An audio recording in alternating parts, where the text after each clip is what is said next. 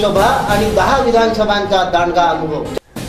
शह आणि काट शहाचे राजकारण, जनतेच्या प्रश्नांना नेत्यांची उत्तरे, समाजकारण आणि राजकारण, मस्त नेते आणि त्रस्त जनता, काय म्हणतो 5 वर्ष न दिसणाऱ्या नेत्यांबद्दल समाज। एक बार फिर से अपने राजनीतिक प्रतिद्वंदियों पर उछाला जाएगा कीचड़। काय आहेत सर्वसामान्यांच्या समस्या। जनतेचा कौल कुणाला, भाजपचे ना युतीला की काँग्रेस राष्ट्रवादी आघाडीला। शह और मात के इस खेल में किसकी बनेगी बात और कौन रहेगा खाली हाथ। प्रत्येक गांव आणि शहर हमारे आपकी समस्या जानने के लिए महाराष्ट्रातल्या तमाम जनतेचे प्रश्न घेऊन येत आहोत। बघत रहा निवडणूक रणसंग्राम 2019 फक्त विदर्भ न्यूज आणि VCN न्यूज वरती।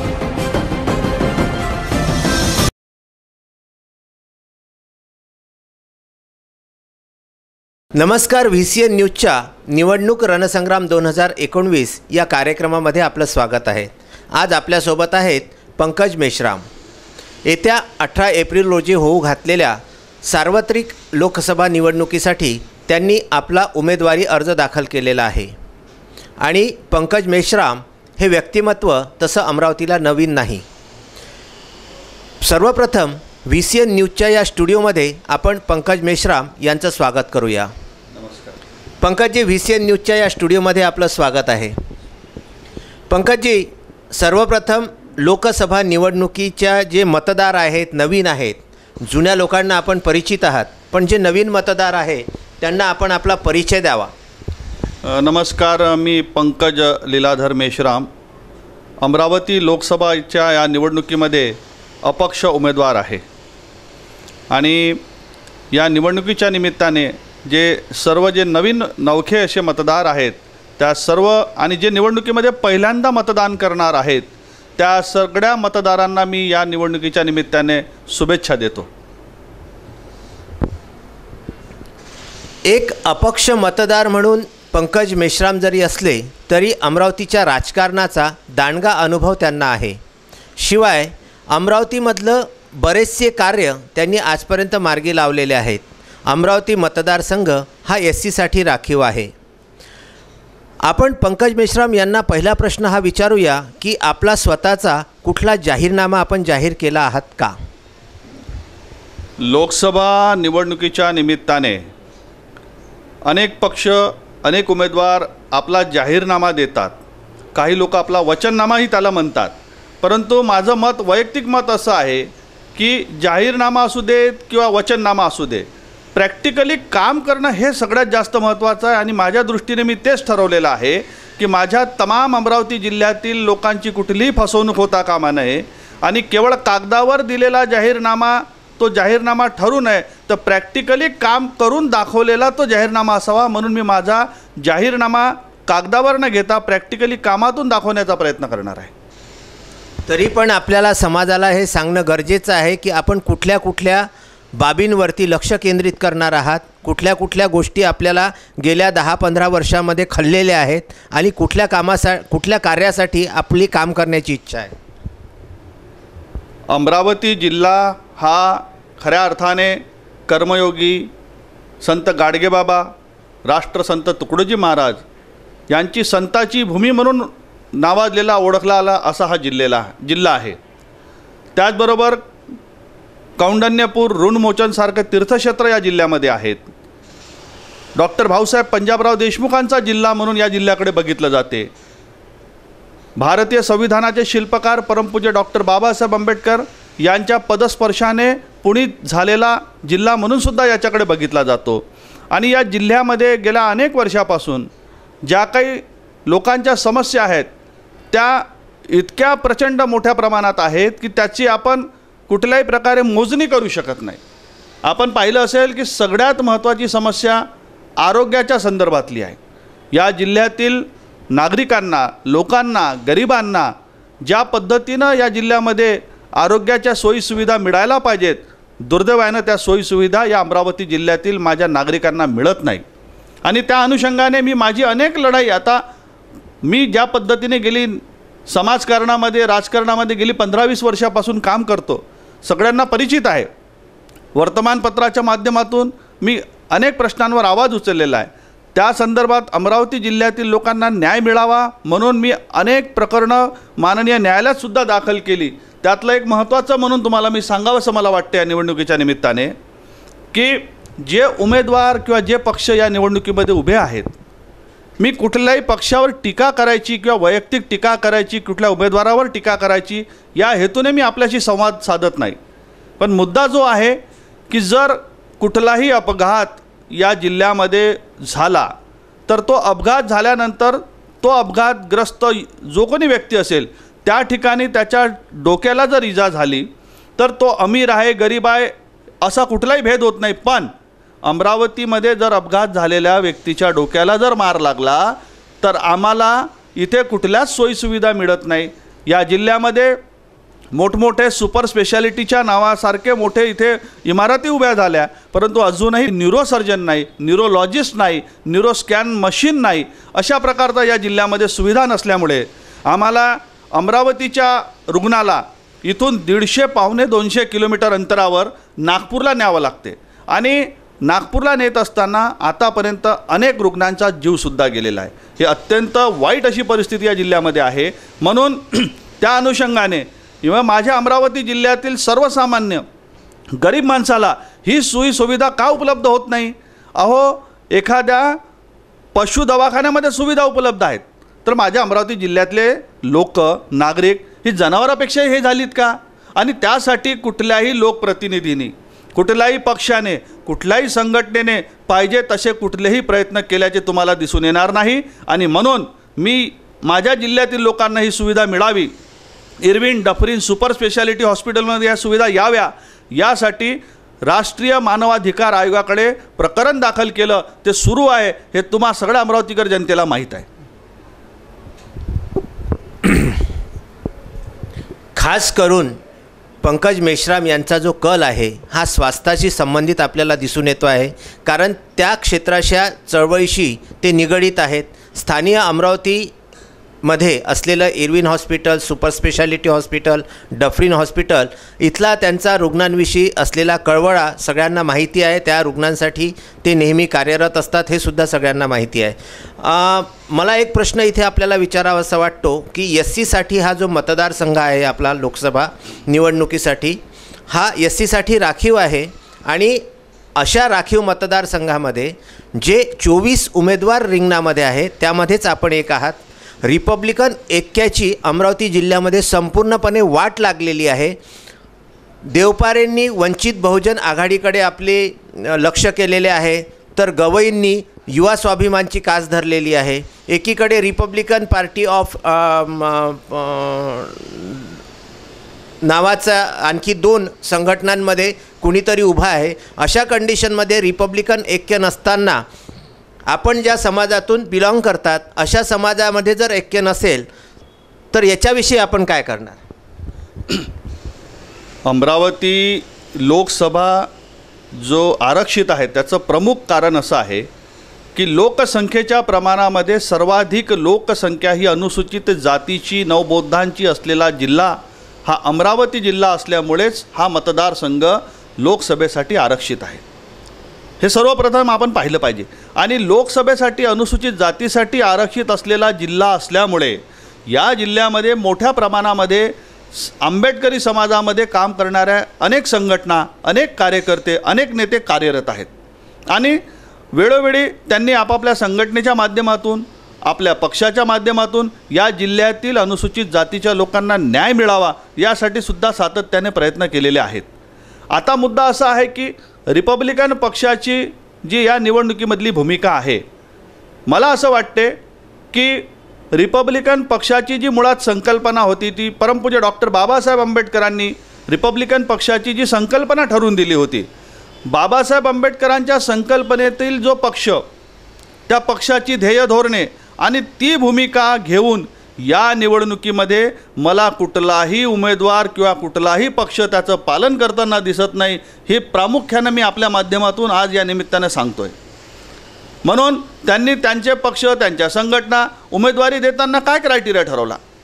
आपण जर उमेदवारांकडे एक नजर मारली तर तुमच्या लक्षात येईल की यांनी ह्या राजकीय पक्षांनी उमेदवारी देताना कशाच्या आधारावर ह्या उमेदवाऱ्या दिल्या, कशाचं क्वालिफिकेशन बघितलं, आणि अनुसूचित जातीच्या लोकांच्या न्याय हक्कासाठी ज्या गोष्टी या लोकांनी, या संघटनेनी, या उमेदवारांनी करायला पाहिजे होत्या त्या केल्यात काय, हा प्रश्न आपल्या माध्यमातून मी तुम्हाला विचारतो आहे.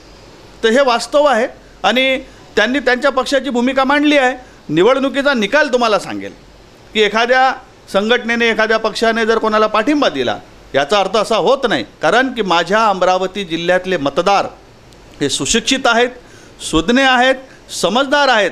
त्यांना तो काय निर्णय घ्यायचा आहे तो निश्चितपणे योग्य निर्णय घेतील आणि चांगल्या उमेदवाराला आपलं मत देतील, याबद्दल माझ्या मनात कुठलीही शंका नाही.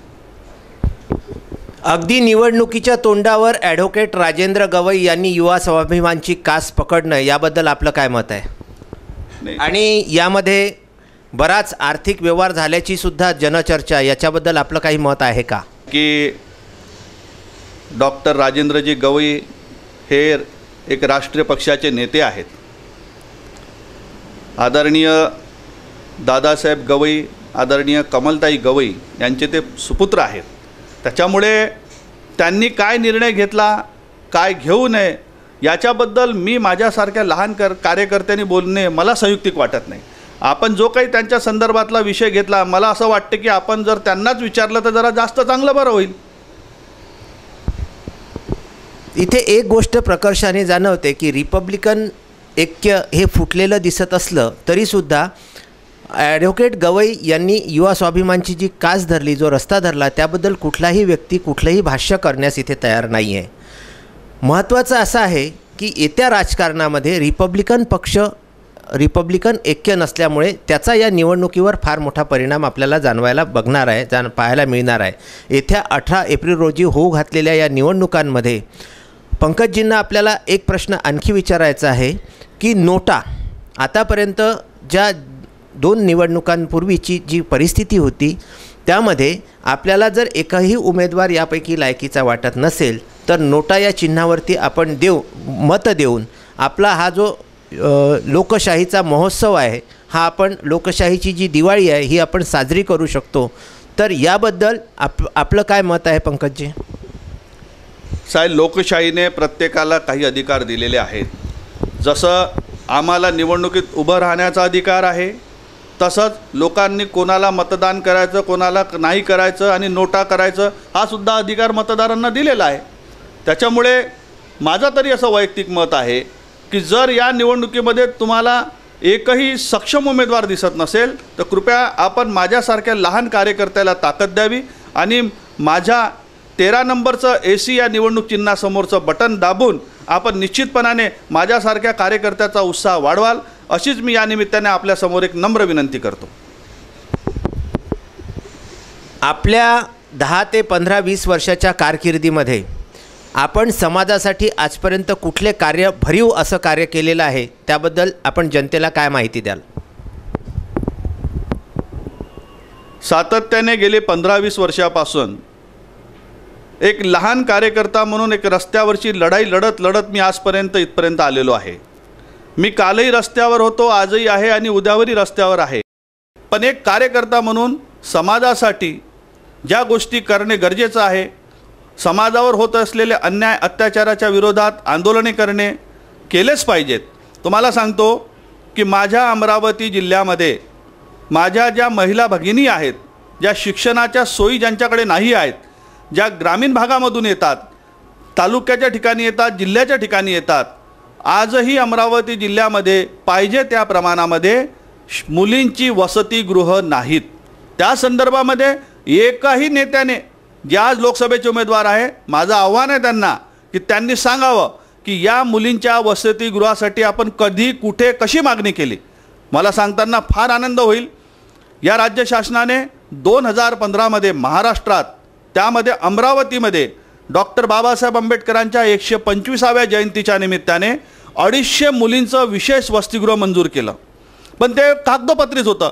मी त्याचा पाठपुरावा केला आणि आज ज्या ठिकाणी जुनं फ्रेझरपुरा पोलीस स्टेशन फ्रेझरपुऱ्यामध्ये होतं, त्या ठिकाणी 250 मागासवर्गीय मुलींचं वसतिगृह सुरू झालं आणि त्यामध्ये जागा अपुरी पडत असल्यामुळे मागच्या वर्षी मी पुन्हा त्याच्या मागे लागून पाठपुरावा केला आणि सेंट्रल जेलच्या समोर जे मुलींचे वसतिगृह आहे त्या ठिकाणी इमारतीमध्ये परत अशा प्रकारे मी आज अमरावती जिल्ह्यातल्या शिक्षण घेणाऱ्या गरिबांच्या मागासवर्गीय मुलींना वसतिगृहामध्ये प्रवेश देण्यासाठी यशस्वीपणे प्रयत्न केले. आज त्या गरिबांच्या मुली वसतिगृहामध्ये शिकत आहेत. हा एक सांगण्यासारखा महत्त्वाचा मुद्दा आहे की शिक्षणाशिवाय पर्याय नाही. आपण डॉक्टर बाबासाहेब आंबेडकरांचं नाव घेतो. डॉक्टर बाबासाहेबांनी म्हटलं की शिका, संघटित व्हा, संघर्ष करा.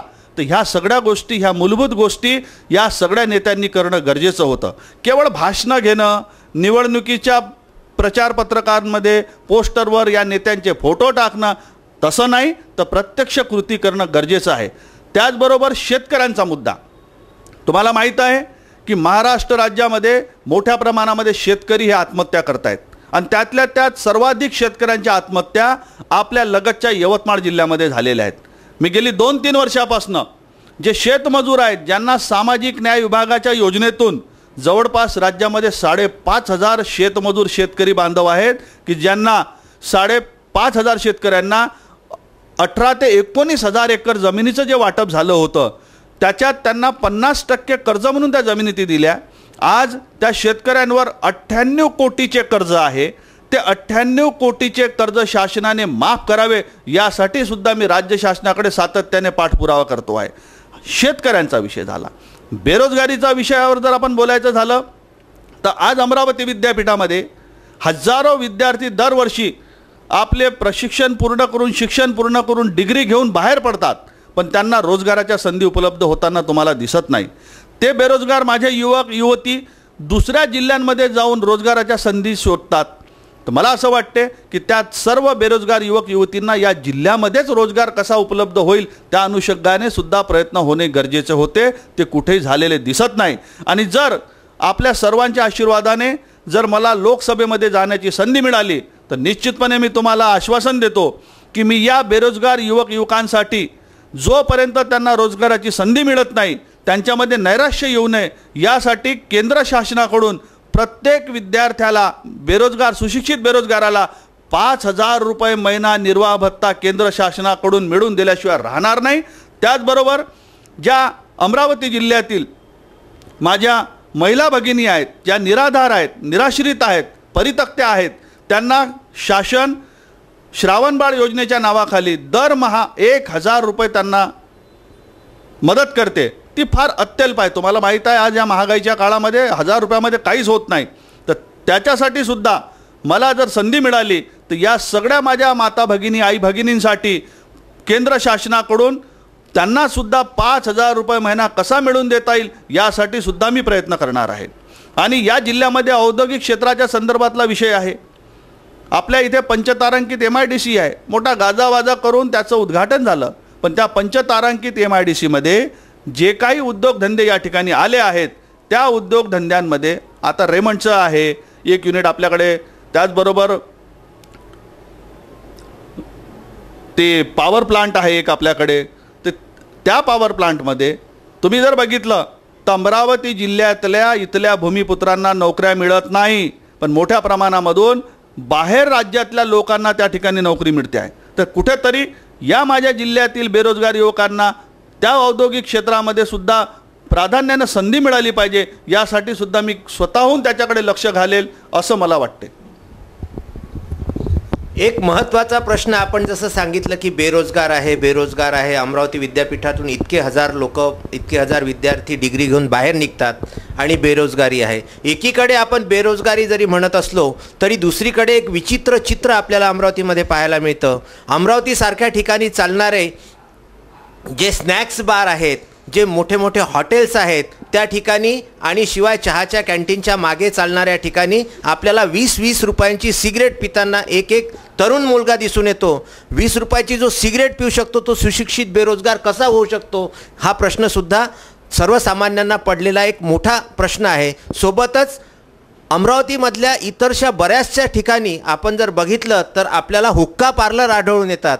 हुक्का पार्लरमध्ये 250, 300 रुपये, 400 रुपयाचा एक हुक्का पिणारा हा तरुण विद्यार्थी जो सुशिक्षित बेरोजगार म्हणून आपण त्याच्यासाठी कार्य करण्याचं काम करतात, त्याच्याबद्दल आपण काय सांगू शकाल? मी तुम्हाला पूर्ण विश्वासाने पूर्ण जबाबदारीने सांगतो की माझी अमरावती, माझा अमरावती जिल्हा हा संस्कृती प्रधान असलेला जिल्हा आहे.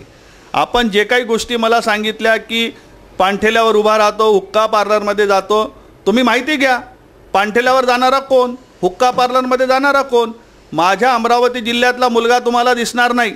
या ठिकाणी शिक्षणाच्या निमित्ताने आलेले जे काही इतर जिल्ह्याचे किंवा दुसऱ्या राज्यातले जे मोठमोठ्या घराण्यातील जे विद्यार्थी आहेत ते इथं शिक्षणासाठी आलेले आहेत आणि त्यांचे ज्या काही सवयी आहेत त्या सवयीनुसार ते लोकच या ठिकाणी तुम्हाला दिसतील. पण माझ्या अमरावती जिल्ह्यातला कुठलाही तरुण, कुठली युवक, कुठलाही युवती अशा प्रकारच्या व्यसनाधीन नाही, असं माझं ठाम मत आहे. तुम्ही जे मला ठाम मत सांगता याच्याबद्दल जर समजा आपण फिरस्तीवर असता नेहमी आपण देता या बाबीकडे लक्ष देणं, अमरावतीला, आपल्या अमरावतीची जोपासना, आपल्या अमरावतीची संस्कृती जोपासणं हे सुद्धा आपलं एक गरजेचं आहे. पण या बाबतीत आपलं लक्ष देणं सुद्धा अतिशय गरजेचं आहे. यामध्ये जर समजा आपल्यासारख्या एका तरुण व्यक्तीनी ज्याचं समाजासाठी काहीतरी करण्याची इच्छा आहे अशा व्यक्तींनी जर यामध्ये उडी घेतली आणि जसं आपण आता सांगितलं की रुग्णांसाठी माझी हे करायची इच्छा आहे, ही पण काळाची आज एक गरज झालेली आहे की तरुणाईला व्यसनाच्या विळख्यातून सोडवण्यासाठी आजपर्यंत कुणीही आपल्या जाहीरनाम्यामध्ये असं सुद्धा साधं म्हटलेलं नाही आहे की मी तरुणाईला या व्यसनाच्या विळख्यातून सोडवेल. आजपर्यंत जर आपण बघितलं तर गेल्या 10 वर्षापासून शिवसेनेची सत्ता, शिवसेनेचे खासदार आहेत आणि अशा ठिकाणी आपल्या अमरावती जिल्ह्यामध्ये 3 आमदार, 1 खासदार असूनसुद्धा बिनबोभाटपणे हुक्का पार्लरसारखे व्यवसाय सुरू आहेत, वर्लीचे टेबल सुरू आहेत. त्याच्यामध्ये जर आपण काही ठिकाणी बघितलं तर ज्या ठिकाणी याचे टेबल चालतात, वर्लीचे जे टेबल, पत्त्यांचे जे टेबल चालतात त्या ठिकाणी गरिबाची अतिशय लूट होताना आपल्याला दिसते. पण आजपर्यंत कुठल्याही पक्षांनी किंवा कुठल्याही खासदारांनी किंवा कुठल्याही आमदारांनी आपल्याला हे सांगितलेलं नाही की आम्ही हे बंद करण्यासाठी प्रयत्न करू. याबद्दल आपण काय सांगणार आणि याबद्दल आपली काय भूमिका राहील? तुम्ही चांगला प्रश्न उपस्थित केला. जे ज्या ठिकाणी अशा प्रकारचे अवैध धंदे सुरू आहेत ते धंदे कोणाचे आहे अमरावतीच्या सगळ्या जनतेला माहीत आहे ना. ते कुठल्या राजकीय पक्षाशी संबंधित लोक आहेत, ते कुठल्या राजकीय पक्षाला मदत करतात. ज्या पक्षाशी हे लोक संबंधित आहे त्या पक्षाला मोठ्या प्रमाणात हे मदत करतात आर्थिक स्वरूपाची, म्हणून त्याच्यामुळे कोणी त्या पक्षाचे लोक त्यांच्या विरोधात बोलत नाहीत. पण तरीसुद्धा मी अमरावतीकर म्हणून, एक कार्यकर्ता म्हणून जर मला या संदर्भामध्ये जर भूमिका घेण्याची वेळ आली आणि मी निश्चितपणे या जिल्ह्याचा खासदार जर झालो आणि मला जर संधी मिळाली तर अशा प्रकारचे सर्व अवैध धंदे मी या जिल्ह्यातून हद्दपार केल्याशिवाय राहणार नाही. पंकजजी, फार समर्पक आणि चांगलं उत्तर आपण यावेळी इथं दिलेलं आहे. जाता जाता एक प्रश्न आपल्याला जो मी प्रत्येक उमेदवाराला विचारतो आहे की अमरावती जिल्ह्यातल्या, अमरावती लोकसभा मतदारसंघातल्या मतदारांनी आपल्याला का निवडून दिलं पाहिजे? हाच आजच्या या आपल्या मुलाखतीचा महत्त्वाचा विषय असं मला वाटते. निवडणुका येत राहतील, निवडणुका जात राहतील, पण निवडणूक दर 5 वर्षांनी होते. म्हणून निवडणुकीमध्ये निवडून जाणारा उमेदवार हा योग्य आणि सक्षमच गेला पाहिजे, याची सुद्धा दक्षता आपण मतदार म्हणून घेतली पाहिजे. या प्रश्नाचं उत्तर देण्याच्या तत्पूर्वी एक माझा महत्त्वाचा विषय राहून गेला की अमरावती शहर आणि अमरावती जिल्ह्यातील झोपडपट्ट्यांमध्ये राहत असलेला जो गरीब वर्ग आहे त्याला त्याच्या घराचं स्वप्न पूर्ण व्हावं यासाठी सातत्याने गेली 5-6 वर्षापासून रमाई घरकुल योजनेमध्ये त्यांना घरं मिळावी, मोठ्या प्रमाणात घरं मिळावी, त्या योजनेची प्रभावी अंमलबजावणी या जिल्ह्यामध्ये व्हावी यासाठी मी सातत्याने प्रयत्न करत होतो आणि त्या अनुषंगाने मी सदरचे प्रकरण राष्ट्रीय मानवाधिकार आयोग दिल्लीला सुद्धा दाखल केलं आणि त्याचा परिणाम असा झाला की आज मोठ्या प्रमाणामध्ये या अमरावती शहरातील आणि या जिल्ह्यातील झोपडपट्टीमध्ये राहणाऱ्या गरीब माणसाला स्वतःच्या घराचं स्वप्न पूर्ण होताना तुम्हाला दिसत असेल. राहिला प्रश्न निवडणुकीमध्ये अमरावतीकर जनतेने कोणाला निवडून दिलं पाहिजे. मी तुम्हाला पहिले सांगितलं की माझी जन्मभूमी आणि कर्मभूमी अमरावती आहे. त्याच्यामुळे मला अमरावती जिल्ह्यातला प्रत्येक विषय, प्रत्येक समस्या याची चांगल्या प्रकारे जाण आहे. आज उमेदवारांवर कोणावरही टीका टिप्पणी न करता, कारण की निवडणुका झाल्यानंतरच पंकज मेश्राम अमरावती शहरात परत काम करणार आहे. निवडणुका येतील, निवडणुका जातील, म्हणून या जिल्ह्याची जाण असलेला एक कार्यकर्ता म्हणून आणि खऱ्या अर्थाने मी तुम्हाला जी माझी माहिती सांगितली, सगळ्यांना माहीत आहे की गेली 10-15 वर्षापासून अनेक विषयामध्ये मी हात घातलेला आहे. मग विद्यार्थ्यांच्या स्कॉलरशिपचा विषय असो, विद्यार्थ्यांच्या वसतिगृहाचा प्रश्न असो, त्यांना येणाऱ्या अडचणी असो, शासकीय योजनांची अंमलबजावणी होत नसेल, या सगळ्या विविध मुद्द्यांच्या संदर्भामध्ये मी सातत्यानं पाठपुरावा करत असल्यामुळे आज लोकांना प्रचार करायची गरज पडते आहे. तुम्हाला सांगतो, अतिशयोक्ती होणार नाही, अमरावती जिल्ह्यातला असा कुठलाही तालुका नसेल की ज्या ठिकाणी पंकज मेश्राम याला कोणी ओळखत नसेल. त्याच्यामुळे मी माझ्या कामातून, माझ्या कार्यातून आणि सातत्याने लोकांच्या संपर्कात असल्यामुळे पूर्ण लोकसभा मतदारसंघामध्ये माझा दांडगा परिचय आहे. अनेकांशी माझे वैयक्तिक संबंध आहेत. सगळ्याच राजकीय पक्षांच्या नेते मंडळी, कार्यकर्ते मंडळींशी माझे चांगले मैत्रीपूर्ण संबंध आहे. आणि कामाच्या माध्यमातून मी कधी असा विषय घेतला नाही की हा या पक्षाचा आहे तर आपण याच्यासोबत याला कशी मदत करायची. मी सर्वांना ज्या वेळेस मला जसं शक्य झालं त्या पद्धतीने मी त्यांच्यासोबत राहून त्यांच्याही अडचणी दूर करण्याचा प्रयत्न केला आणि मदत करत गेलो. त्यामुळे या निवडणुकीमध्ये मी एकमेव असा उमेदवार आहे असं मला वाटते. माझं वैयक्तिक मत आहे की अमरावतीकर जनतेने निवडणुकीमध्ये अमरावती जिल्ह्याचा खासदार निवडून देत असताना माझ्यासारख्या लहान कार्यकर्त्या पण मतदान करून लोकसभेमध्ये विजयी केलं तर निश्चितपणे तुम्हाला सांगतो, या जिल्ह्यातील सर्वसामान्य काम करणाऱ्या कुठल्याही पक्षाच्या कार्यकर्त्याला वाटेल की खरंच आपण जर काम केलं तर पंकज मेश्रामसारखा आपण सुद्धा निवडणुकीमध्ये विजयी होऊ शकतो. आणि हा कार्यकर्त्यांमध्ये असलेला असंतोष आहे, कार्यकर्त्यांवर होत असलेला अन्याय आहे, या अन्यायाच्या विरोधात आणि एक विचारधारेच्यासाठी मी हे निवडणूक लढतो आहे.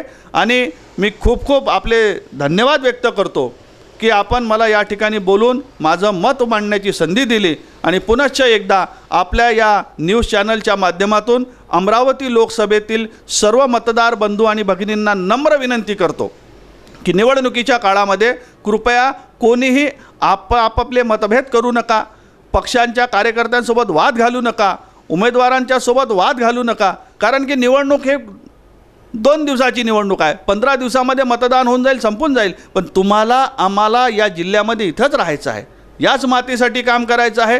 म्हणून शांततापूर्ण वातावरणामध्ये ही निवडणूक पार पाडण्यासाठी आपण सगळे मिळून प्रयत्न करूया. आणि अमरावती जिल्ह्याचं नावाला कुठेही गालबोट लागणार नाही, कुठल्याही माझ्या मीडियाच्या प्रतिनिधींना त्रास होणार नाही, याचीसुद्धा आपण सगळ्यांनी खबरदारी घेऊया. आणि अत्यंत चांगल्या वातावरणामध्ये ही निवडणूक पार पडेल अशी या ठिकाणी आशा व्यक्त करतो. आणि आपण सगळेजण मला निश्चित मदत कराल अशी पुनश्च एकदा अपेक्षा व्यक्त करतो. आपले सर्वांचे खूप धन्यवाद. नमस्कार.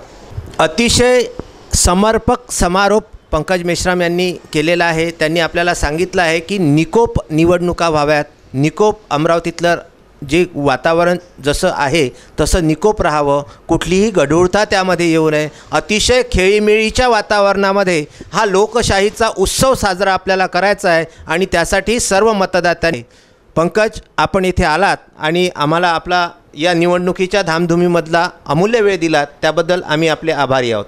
धन्यवाद.